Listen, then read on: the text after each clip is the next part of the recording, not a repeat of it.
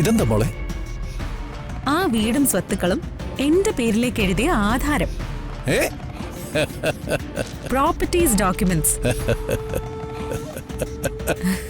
Very good, nice. ദേ, ഇത് അന്തസ്സും ആഭിജാത്യവും കുലമഹിമയുള്ള തറവാടാ. എന്ത് മഹിമ? കുലമഹിമ. പിന്നെ കുലമഹിമ. നിങ്ങൾ സൂര്യമംഗലം കോലോത്തെ പശുവിന് വൈക്കോല് കൊടുക്കുകയും ചാണകം വാരുകയൊക്കെ ചെയ്യുന്ന സ്ത്രീയാണെന്ന് ഞാൻ കേട്ടിട്ടുണ്ട്. എന്നിട്ടാ ഒരു കുലമഹിമ. മതിയടി. ഈ തറവാടിനെ ഒരു സംസ്കാരം ഉണ്ടെന്നാ ഞാൻ പറഞ്ഞേ. അതിവിടെ പാലിക്കണം. ഇത്തരം വേഷങ്ങൾ ഇട്ടോണ്ടേ ഇവിടെ നടക്കാൻ പാടില്ല.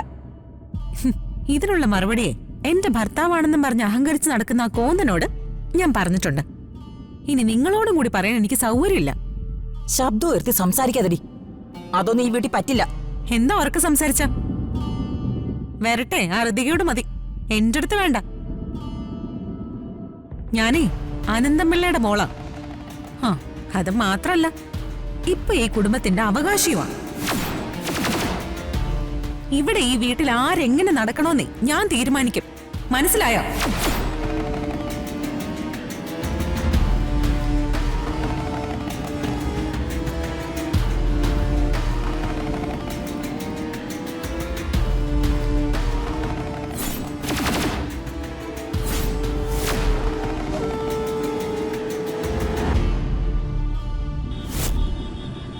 മോളെന്താ ഇന്ന് ഓർക്കാപ്പുറത്ത് അച്ഛനെ കാണാൻ? അച്ഛന് വളരെ സന്തോഷമുള്ളൊരു കാര്യം കാണിക്കാനാ ഞാൻ വന്നത്. ഇത് തന്നെ. ഇതെന്താ മോളെ?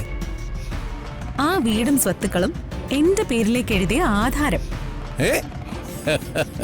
Properties documents. Very good, nice. അങ്ങനെ എന്നോട് മത്സരിച്ച് എന്നെ തോൽപ്പിക്കാൻ വന്ന പ്രതാപവർമ്മയും മകളെയും ഞാനും എന്റെ മോളും കൂടി കൂത്തുവാളയടുപ്പിച്ചു. കൺഗ്രാറ്റുലേഷൻസ് മോളെ.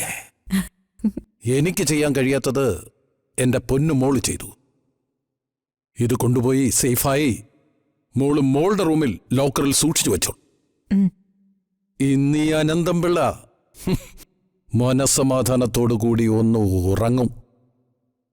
കാരണം എന്റെ ആജന്മശത്രുവിന്റെ പരാജയം ഉറപ്പായി.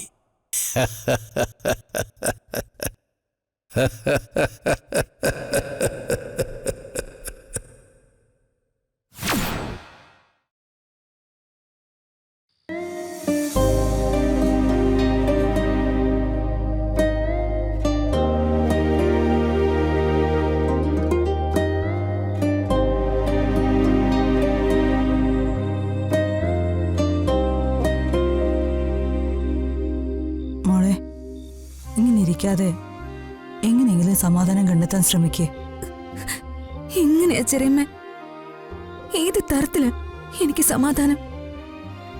എനിക്ക് എന്റെ ജീവിതത്തിൽ എപ്പോഴെങ്കിലും സമാധാനം കിട്ടിയിട്ടുണ്ടോ? ഒടുവിൽ വന്ന് അംബികയുടെ ട്രാപ്പിലും പെട്ടു. അംബികയ്ക്ക് അതിനുള്ള പ്രതിഫലം മരുമോളുടെ അടുത്ത് നിന്ന് കിട്ടിത്തുടങ്ങിയിട്ടുണ്ട്.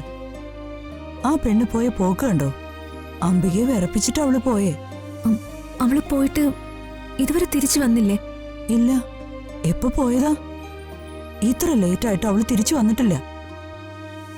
എനിക്ക് തോന്നുന്നത് ഈ ദിവസം കൊണ്ട് അവൾ അംബികയുടെ സ്വഭാവം ശരിക്കും പഠിച്ചു.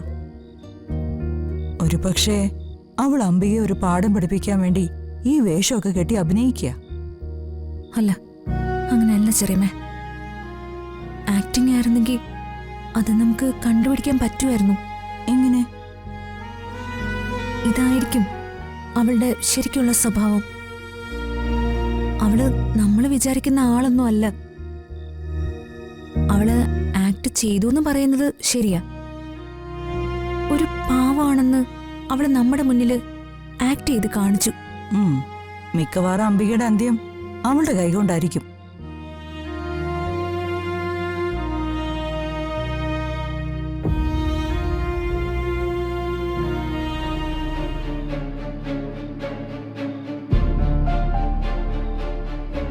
പ്രതാപേട്ട, കുടിക്കാൻ ചായ എന്തെങ്കിലും വേണോ? വേണ്ട. ദീപകം ചേച്ചിയൊക്കെ എവിടെ? ഒന്ന് വിളിച്ചേ. ആ, എന്താ പ്രതാപ? രാവിലെ ഒരു മദാമയെ പോലെ ഒരുങ്ങിച്ചമഞ്ഞ് ഇവിടെ നിന്ന് ഇറങ്ങിപ്പോയ നിന്റെ ഭാര്യ തിരിച്ചു വന്നോ? എടാ, ചോദിച്ചിന് മറുപടി ഇല്ലേ? അവള് വന്നോന്ന്. സമയം ഇപ്പൊ 8:30 കഴിഞ്ഞു. എന്നിട്ടെന്താ അവള് തിരിച്ചു വരാത്തെ? എന്താടാ ചോദിച്ചിന് മറുപടി പറയാത്തെ? അതോ നീയും അവളും തമ്മിൽ എന്തെങ്കിലും അഡ്ജസ്റ്റ്മെന്റ് ഉണ്ടോ? അയ്യോ വല്യമ്മാവ, അല്ല, ഒരു വീട്ടിലും അരങ്ങേറാത്ത കാര്യങ്ങളാ ഈ വീട്ടിൽ നടക്കുന്നത്. ഒരു സുപ്രഭാതത്തിൽ അഭയം ചോദിച്ച് അനന്തമ്പിള്ളയുടെ മകളും ഭാര്യയും കൂടി ഇവിടേക്ക് കയറി വരുന്നു. പാവപ്പെട്ടവരല്ലേന്ന് വിചാരിച്ച് എനിക്ക് അവരോട് കരുണ തോന്നി. ചേച്ചിയുടെയും നിന്റെയും താല്പര്യപ്രകാരം ദേ ഇവള് ശക്തമായിട്ട് എതിർത്തിട്ട് പോലും ഞാൻ ആ കല്യാണം നടത്തി തന്നു. നാണം കുണുങ്ങി നടന്നവള് പെട്ടെന്ന് അഹങ്കാരിയാവുന്നു. നാടൻ പെണ്ണിനെ പോലെ വേഷം ധരിച്ചവള് പെട്ടെന്ന് അങ്ങ് ബ്രിട്ടീഷുകാരിയായി മാറുന്നു. അല്ല, എന്താ ഈ മാറ്റത്തിന്റെ പിന്നിലെ കാരണം? ഉള്ള കാര്യം ഉള്ളതുപോലെ പറയുമ്പോ ഇവിടെ പലർക്കും പിടിക്കില്ല ഏട്ടാ. ആ കുട്ടിയുടെ രീതികളില് എനിക്ക് ആദ്യം മുതലേ സംശയം ഉണ്ടായിരുന്നു. അതൊക്കെ തുറന്നു പറഞ്ഞാ ഞാൻ ശത്രുവാവും. ഞാനെന്തു പറയാനാ? നിന്നെപ്പോലെ ഞാനും ആ കൊച്ചൊരു പാവമാണെന്നാ കരുതിയത്. എലിയെപ്പോലെ നടന്നവളൊക്കെ പെട്ടെന്ന് പുലിയെപ്പോലെ ആവുന്ന ആരെങ്കിലും കരുതിയോ? അവളെ പുറത്തറിയപ്പെടുന്നതേ അനന്തമ്പിള്ളയുടെ മകളായിട്ടല്ല, പ്രതാപവർമ്മയുടെ അനന്തരവന്റെ ഭാര്യയായിട്ടാ. ഇതൊക്കെ എനിക്കെന്ത് നാണക്കേടാ നിങ്ങൾക്കറിയോ? മോളെന്താ ഒന്നും മിണ്ടാനിക്കുന്നത്? ഒന്നുമില്ല. എനിക്കൊരു സ്വസ്ഥതയില്ല. ഒരു വശത്ത് പ്രതിപക്ഷ പാർട്ടികളുടെ പ്രശ്നം, ഇവിടെയാണെങ്കിൽ കുടുംബത്തിന് സമാധാനമില്ല. നീങ്ങി വന്നേ.